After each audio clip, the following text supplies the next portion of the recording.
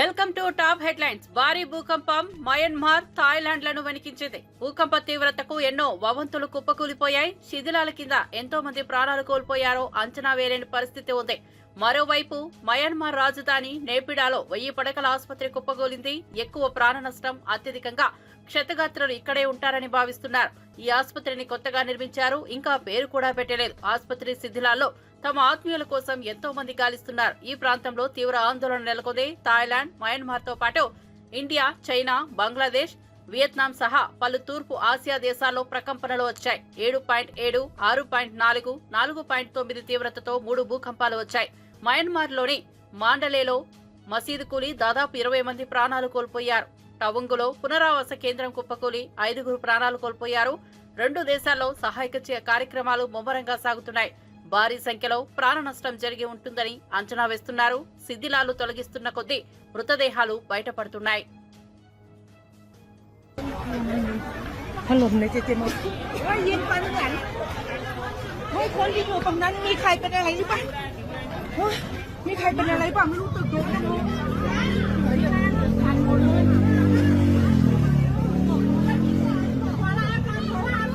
ไปค่ะฝุ่นค่ะรีบวิ่งค่ะพี่ถล่มสารนะไปค่ะพี่วิ่งค่ะมันฝุ่นค่ะ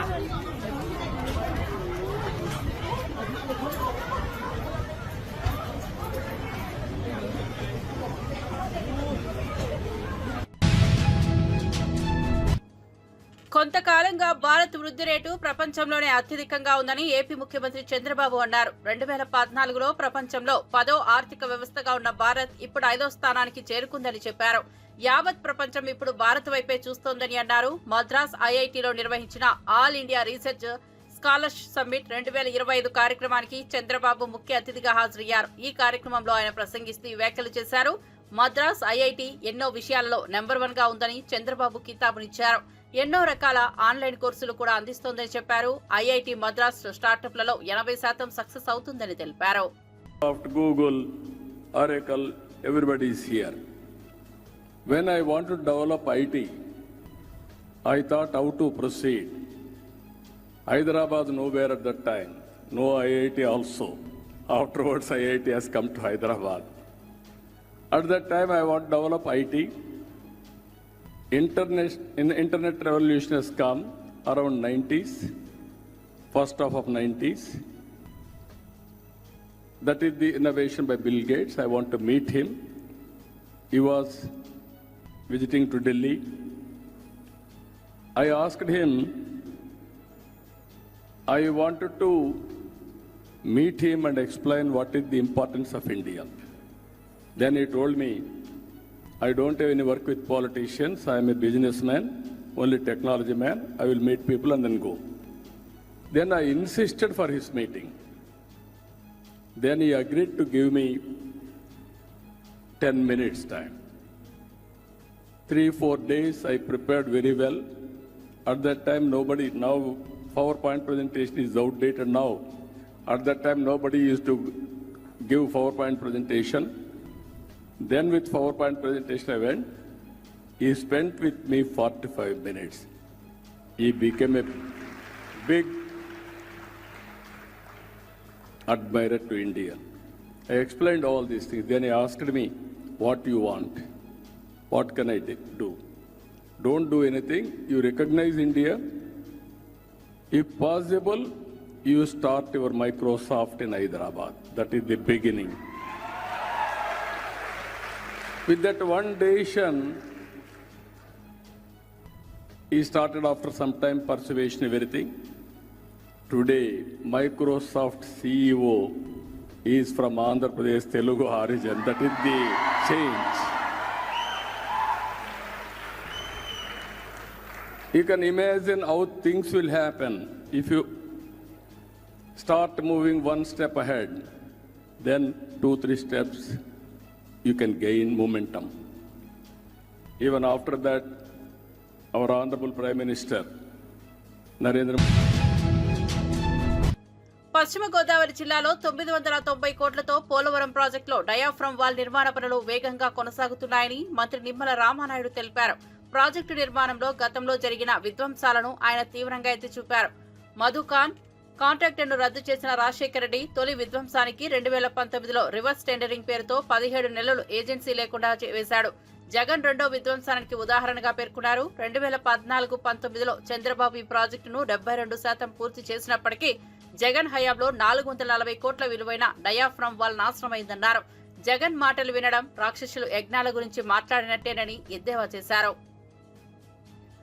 5 సంవత్సరాల్లో మళ్ళీ చంద్రబాబు నాయుడు గారు ఆ పోలవరం ప్రాజెక్టుని పట్టాలెక్కించి 5 సంవత్సరాల్లో 72% పూర్తి చేసి 2020 కల్లా ప్రభుత్వం కనుక కంటిన్యూ అయ్యి ఉంటే ఆ యొక్క పోలవరం పూర్తి చేసి ఆ గోదావరి వరద జలాలు ఆంధ్రప్రదేశ్ రాష్ట్రం అంతా కూడా ప్రవహించి రాష్ట్రం ఒక కరువు రహిత రాష్ట్రంగా మారేటువంటి పరిస్థితి ఉండేది.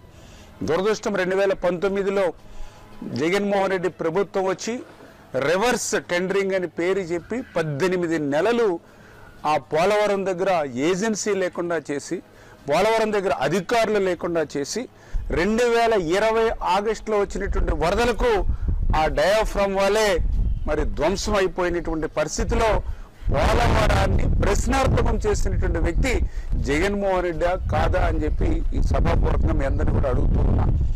నిన్ననే మాజీ ఇరిగేషన్ శాఖ మంత్రి మాట్లాడుతూ ఉన్నాడు పోలవరం గురించి, చంద్రబాబు నాయుడు గురించి.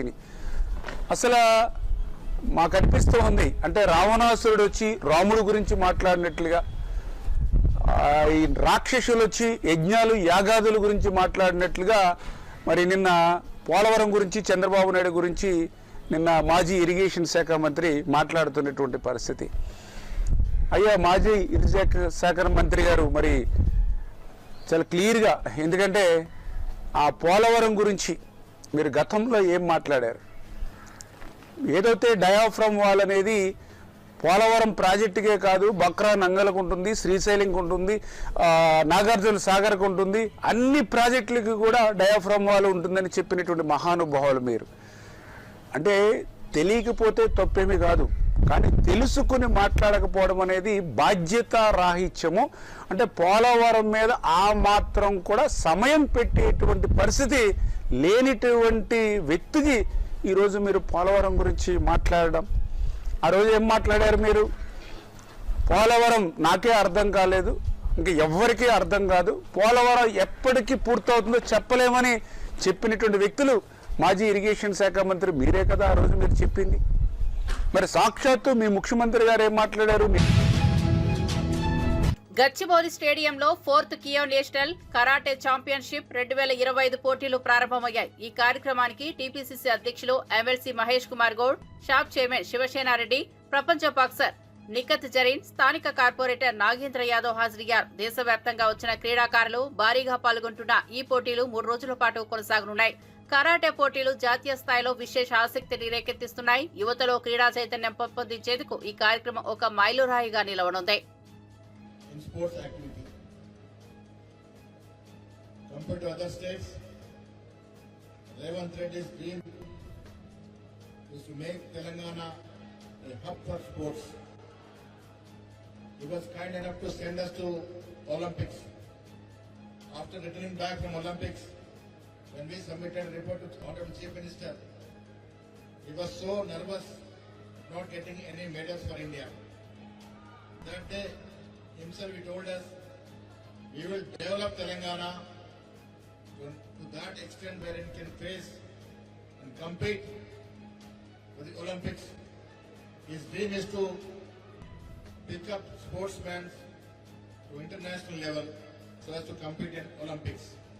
మిత్రులారా, తెలంగాణ రాష్ట్ర ముఖ్యమంత్రి యొక్క ఆశయం, వారి యొక్క కళ, తెలంగాణ రాష్ట్రము ఈ దేశంలోనే ఒక స్పోర్ట్స్ రాష్ట్రంగా కావాలి.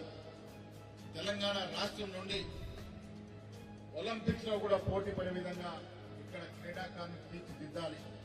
దానికోసం ఎంత ఖర్చైనా పర్వాలే, ఎంత దూరమైనా పోదామన్నటువంటి మాట మాన్య ముఖ్యమంత్రి గారు చెప్పడం జరిగింది. మిత్రుల కరాటే, నేను స్వయంగా కరాటేలో బ్లాక్ బెల్ట్ 7 డాన్ లో ఉన్నాను, స్టేట్ అధ్యక్షుడిగా ఉన్నాను. ఇది నా లైఫ్ లో ఒక భాగం. కరాటేనే become a part and parcel of my life. ఇది నేను చిన్నప్పటి నుంచి ఇప్పటి వరకు కూడా ప్రాక్టీస్ చేస్తున్నటువంటి మార్షల్ ఆర్ట్ నా జీవితంలో ఒక భాగం. ఇవాళ ఇంత గొప్ప ఈవెంట్ తెలంగాణలో చేస్తున్నందుకు దాన్ని సహకరించినట్టు ముఖ్యమంత్రి గారికి, కేబినెట్ మంత్రులకి, పెద్దలు, స్పీకర్ గారికి, స్పోర్ట్స్ అథారిటీ కూడా ధన్యవాదములు. ఒక ఇంటర్నేషనల్ స్టాండర్డ్స్ తో ఈ టోర్నమెంట్ ఇవాళ హైదరాబాద్ లో చేస్తా ఉన్నాం. అన్ని రాష్ట్రాల నుండి క్రీడాకారులు, కరాటే యోధులు ఈ కార్యక్రమంలో పాల్గొంటా ఉన్నారు. దేశ చరిత్రలో ఇంత స్టాండర్డ్ టోర్నమెంట్ మొదటిసారిగా ఈ హైదరాబాద్ లో జరుగుతున్నందుకు సంతోషంగా ఉంది. ఈ రాష్ట్రంలో ఎన్ని స్పోర్ట్స్ యాక్టివిటీ జరగాలన్నా రాష్ట్ర ప్రభుత్వం దాన్ని చేయడానికి సిద్ధంగా ఉంది. ముఖ్యంగా కరాటే మిత్రులారా, కరాటే అనేది మన జీవితంలో భాగస్వామ్యం కావాలి. ముఖ్యంగా బాలికల జీవితంలో భాగస్వామ్యం కావాలి. ఆత్మరక్షణే కాదు, ఆత్మస్థైర్యాన్ని ఇచ్చినటువంటి మార్షల్ ఆర్ట్ ఇది కొత్త ఆర్ట్ కాదు. భారతదేశానికి చాలా పాత ఆర్ట్, పాత కళ ఇది. ఈ కళని ఇందిరమ్మ ఇండ్ల గ్రౌండింగ్ కార్యక్రమంలో మంత్రి పొంగులేటి శ్రీనివాసరెడ్డి, మంత్రి సీతక్క, పలువురు ఎమ్మెల్యేలు, కలెక్టర్లు పాల్గొన్నారు. బేస్మెంట్ పూర్తయిన ఇండ్లకు తక్షణమే చెల్లింపులు చేయాలని అధికారులకు మంత్రి పొంగులేటి ఆదేశించారు. గ్రామాల్లో త్రాగునీటి సమస్యలు ఎదురు కాకూడదని స్పష్టం చేశారు. జూన్ చివరి నాటికి వరంగల్ సూపర్ స్పెషాలిటీ హాస్పిటల్ పనులు పూర్తి చేయాలని తెలిపారు. మడికొండ డంపింగ్ యార్డుకు శాశ్వత పరిష్కారం తీసుకురావడానికి తగిన చర్యలు చేపట్టాలని సూచించారు. పేదల గృహ కలను నెరవేర్చే దిశగా వేగంగా ముందుకు సాగాలని పేర్కొన్నారు.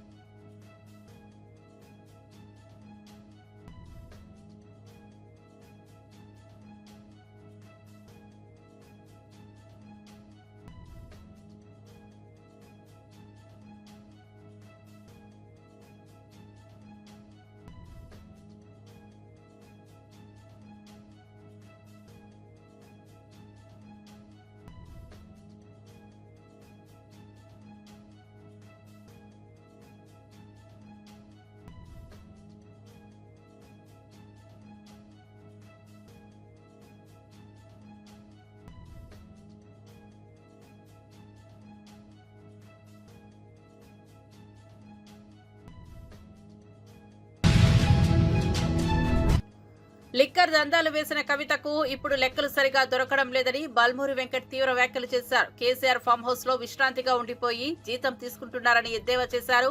ఇక సీఎం రేవంత్ రెడ్డి మాత్రం 24 గంటలు ప్రజల కోసం కష్టపడి చిత్తశుద్దితో పనిచేస్తున్నారని కొనియాడారు.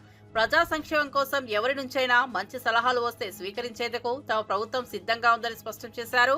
రేవంత్ పాలన ప్రజల మేలు దృష్టిలోనే కొనసాగుతుందన్నారు. ముఖ్యమంత్రి గారు మాట్లాడిన మాటల పైన తప్పుగా మాట్లాడిరని చెప్పి మీరు మాట్లాడుతారు. మీకు ముందుగా నేను ఆ అంశాలపైన మాట్లాడే ముందు మీ తండ్రి గారు, అదేవిధంగా మీ అన్న ఏం మాట్లాడిండు, మీ బావ ఏం మాట్లాడిండు, వారి యొక్క వ్యవహారం ఏ విధంగా ఉండే నేను ఒక్కసారి మీకు వీడియో చూపిస్తా. ఆ వీడియో చూస్తేనన్నా పరిస్థితి ఏ రకంగా ఉండే, ఏమైందని చెప్పి మీకు కనీస ఆలోచన ఉంటుంది.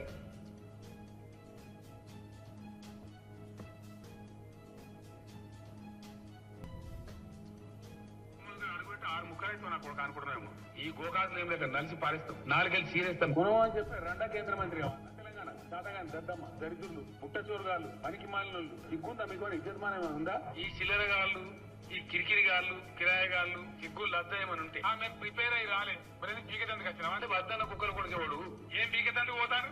ఏదో పెద్ద పీకినట్టు పడగొచ్చినట్టు పిస్తా కాచుకుంటాడు వాడు సిగ్గుపడాలా? పిస్తా కాచుకోకే అంటున్నాను. మీలాంటి కుక్కలు చాలా మంది ఉంటారు, బయటకు వెళ్ళండి. అరే ఏమవుతారా బయట కుక్కలు మీరు? బుద్ధిలేదు సార్, సిగ్గాన్ని ఉండాలి, ఇజ్జతాన్ని ఉండాలి. చరిత్ర కార్డులు ఎక్కడి నుంచి పుట్టారు ఈ తెలంగాణలో? మీ బతుకులు చెడా మీరు బతుకుల కొడకన్నారా? ఎవడన్నా టచ్ చేసి చూడండి, ఒక్కనొక్కని పండ పెట్టి తొక్కి తేగు తీసి మెడలేసుకొని. ఇది కేసీఆర్ గారు రేవంత్ రెడ్డి గారు ఇలా మా ముఖ్యమంత్రి గారు మాట్లాడితే కరెక్ట్ గా మాట్లాడలే, అసభ్యకరంగా మాట్లాడిరని చెప్పి మాట్లాడతారు. మరి మీ తండ్రి గారు మాట్లాడిన మాటలు మాట్లాడినప్పుడు మరి ఎక్కడ పోయినావు కవితమ్మా? ఏదైతే సంబంధించి మీ యొక్క అన్న, ఏదైతే మీ అన్న సంబంధించి మీ అన్న మీ బావ కూడా అడ్డగోలుగా వాడకూడని మాటలు, వాడకూడని పదజాలాలు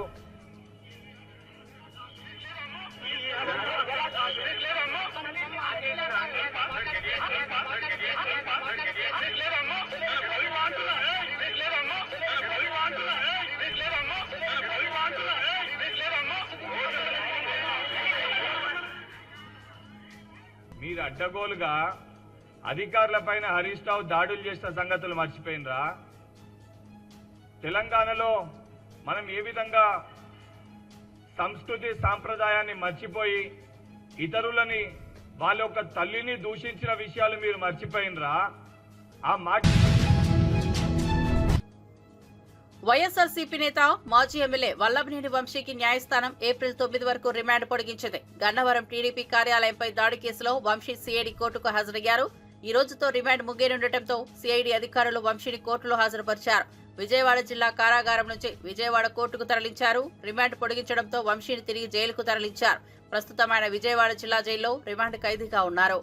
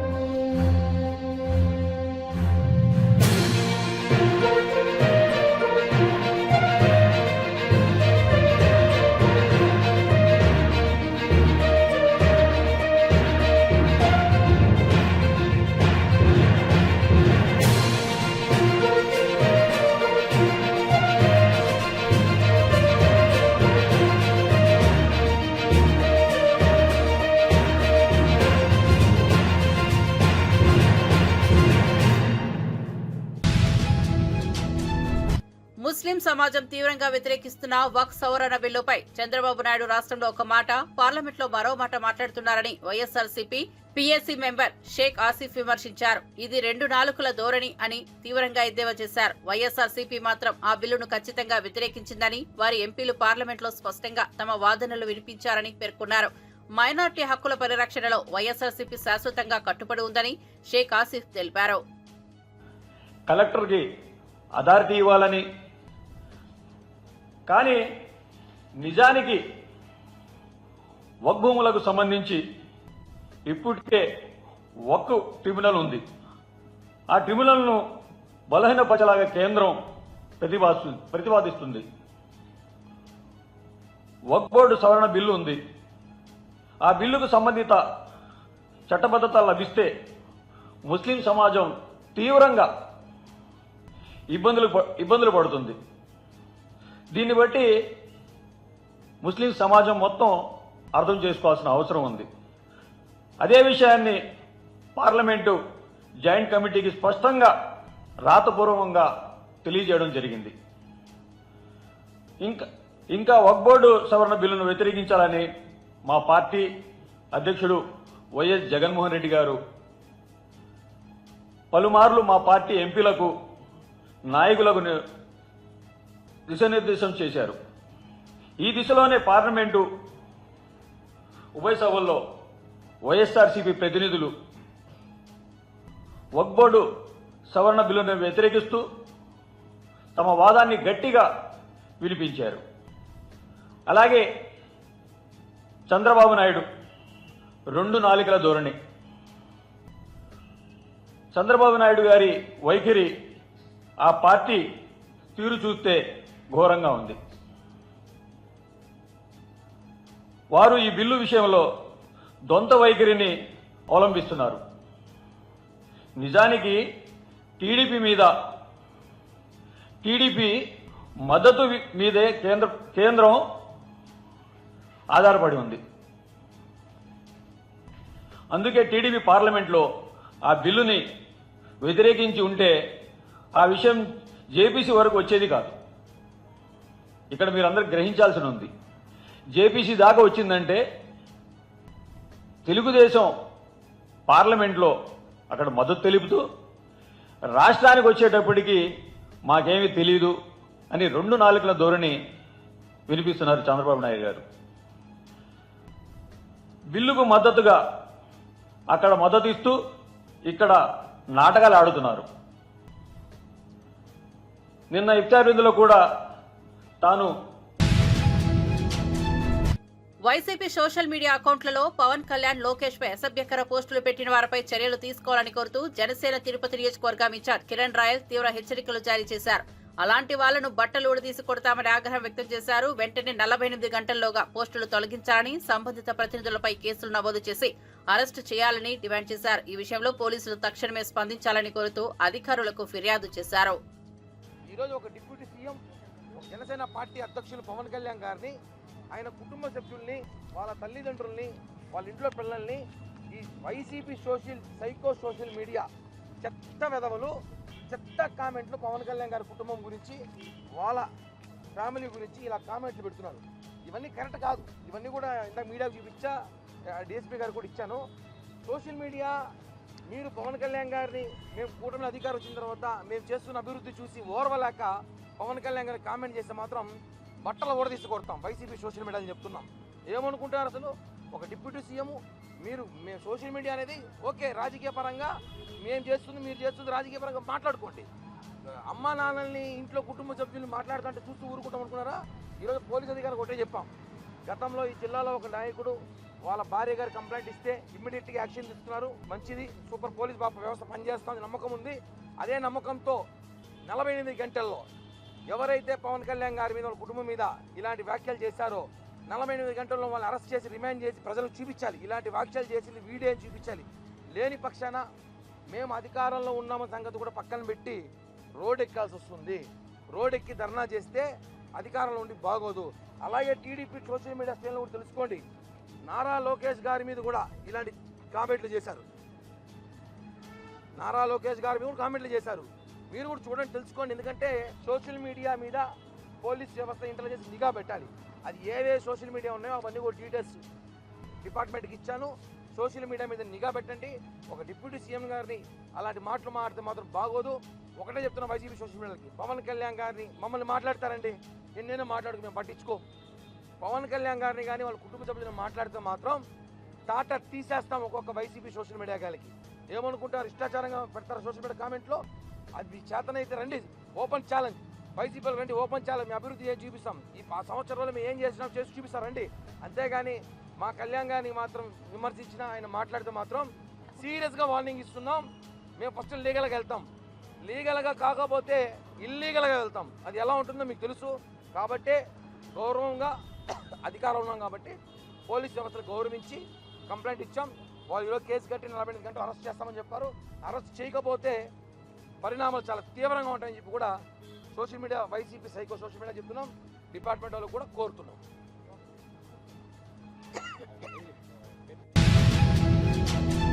ఏపీలో సంచలనం సృష్టిస్తున్న పాస్టర్ ప్రవీణ్ మృతిపై ప్రజాశాంతి పార్టీ అధ్యక్షుడు కేఏ పాల్ హాట్ కామెంట్స్ చేశారు.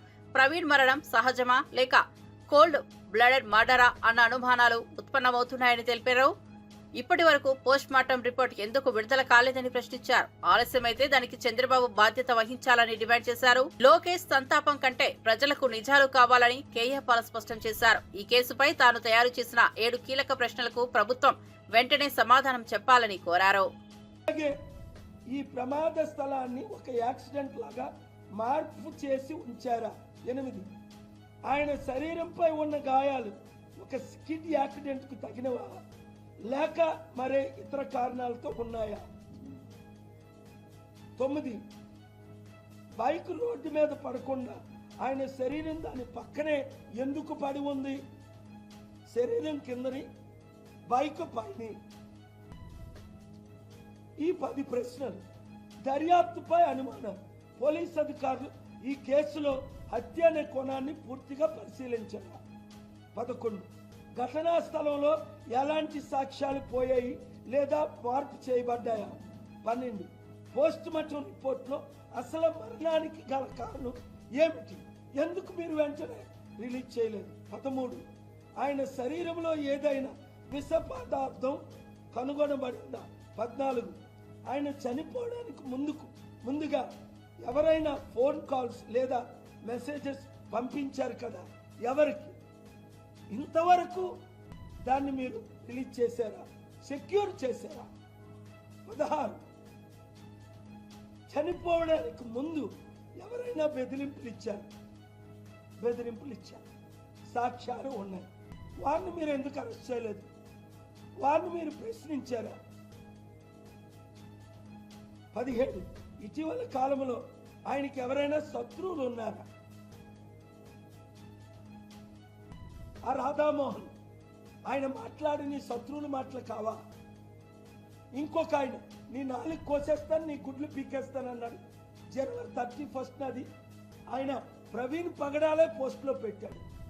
18 ఆయన పిఏ ప్రవీణ్ పిఏ ఒక వైసీపీ జగన్మోహన్ రెడ్డి సంస్థలో మద్దతు ఇస్తుంది. అక్కడ రాజమండ్రిలో చాలా ప్రామినెంట్ క్రిస్టియన్ కమ్యూనిటీ ఆయనకు మద్దతు ఇస్తుంది. ఆ కోణంలో మీరు విచారణ జరిపించారు.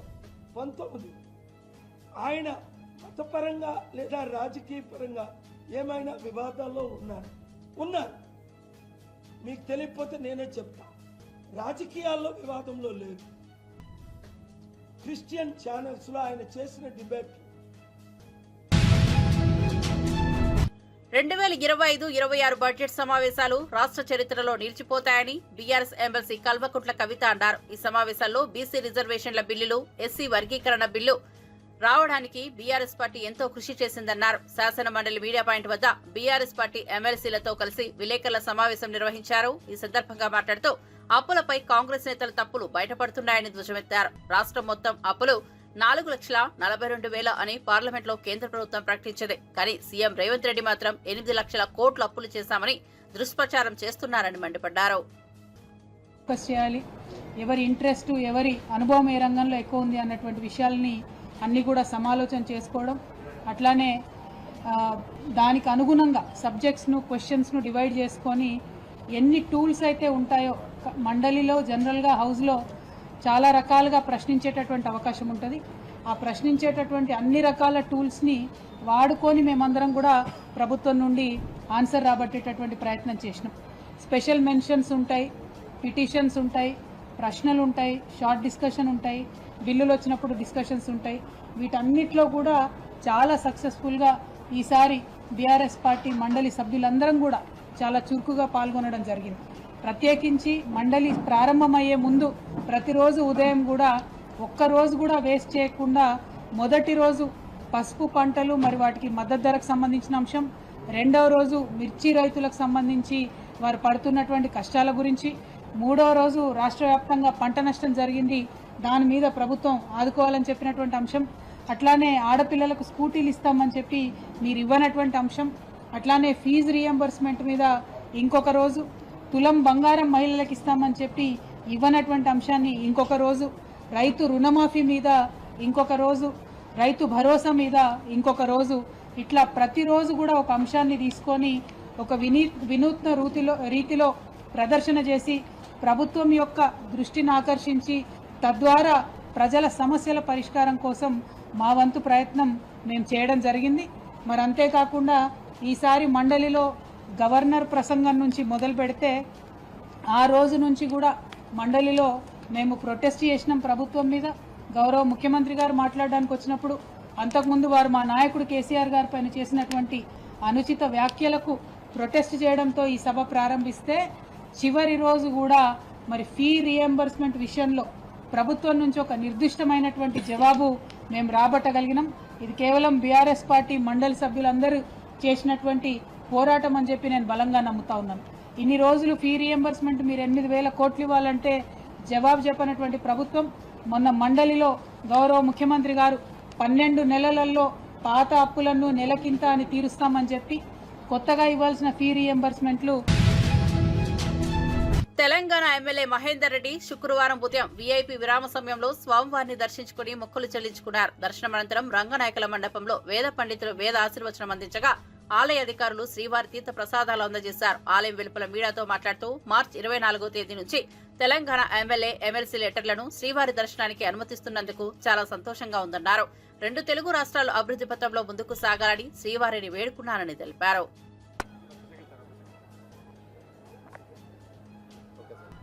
తిరుపతిలో తెలంగాణ వారందరికీ కూడా ఎమ్మెల్యే, ఎమ్మెల్సీ లెటర్స్ మరి 24 నుంచి కూడా తీసుకోవడం చాలా సంతోషం.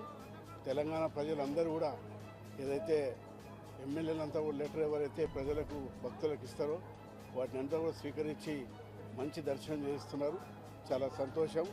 2 తెలుగు రాష్ట్రాలు కూడా అభివృద్ధిలో ముందుకు పోవాలి. దేవుని దయతోటి అందరం కూడా తిరుమల శ్రీవారిని సినీ నటుడు నితిన్ దర్శించుకున్నారు. శుక్రవారం వీఐపీ ప్రారంభ విరామ దర్శన సమయంలో శ్రీకాళహస్తి ఎమ్మెల్యే సుధీర్ రెడ్డితో కలిసి ఆయన స్వామివారి సేవలో పాల్గొన్నారు. టీటీడీ అధికారులు వీరికి స్వాగతం పలికి దర్శన ఏర్పాట్లు చేశారు. దర్శనం అనంతరం రంగనాయకుల మండపంలో నితిన్ కు పండితులు ఆశీర్వచనం చేసి స్వామివారి తీర్థ ప్రసాదాలను అందజేశారు.